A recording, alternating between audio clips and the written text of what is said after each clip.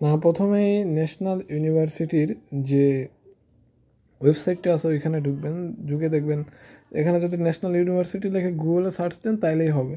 তো দেখতে পাচ্ছেন ন্যাশনাল ইউনিভার্সিটি। তো আমরা এনি রেজাল্ট এখানে দেওয়াই আছে, যেহেতু আমরা রেজাল্টের অপশানে ক্লিক করতেছি। আসলে ওয়েবসাইটে অনেক সময় কাজ করে আবার করে না, এটা ন্যাশনাল ইউনিভার্সিটির একটা বড় সমস্যা বলতে পারেন। তারপর আমরা দেখতেছি এখন কাজ করে কি না। আচ্ছা,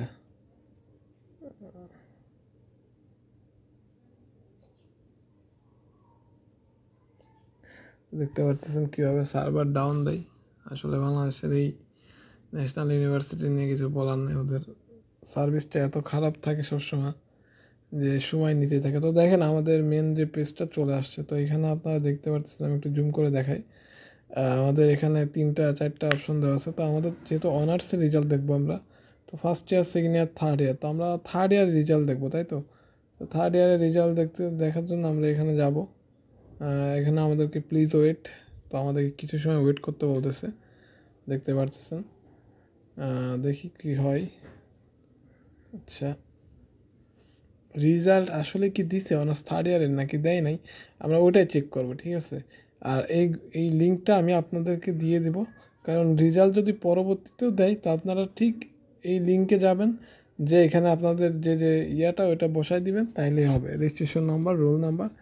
তো এখানে আমি রোল নাম্বারটা আমার দিয়ে দিতেছি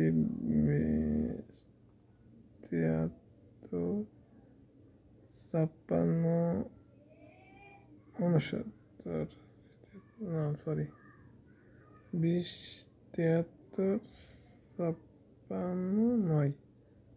এরপরে রেজিস্ট্রেশন নাম্বার যেটা আপনার ওইটা দিবেন, আমি আমারটা দিয়ে দিতেছি।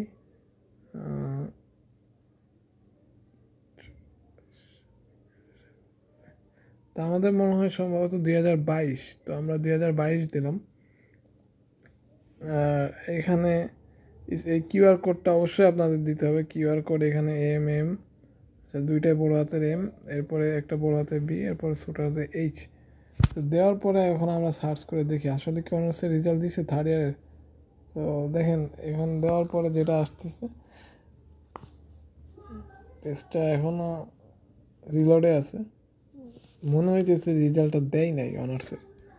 তো যাই হোক, এখানে যদি রেজাল্ট নাও দেয়, তবে রেজাল্ট দিলে আমাদের এই ওয়েবসাইটে রেজাল্টটা দিবে, আর এইভাবেই দেখতে হবে। আপনারা যারা দেখার অনেক সময় এই যে দেখেন, তো আমাদের কী হচ্ছে ওয়ার্নিং রেজিস্ট্রেশন নাম্বার রোল, আসলে এটা কোনো ওয়ার্নিং না, এটা ওদের রেজাল্টটা পাবলিশ হয় নাই, এর জন্য এরকম হয়েছে। তো আপনারা বুঝতেই পারলেন, এইভাবে আপনারা রেজাল্ট দেখতে পারবেন।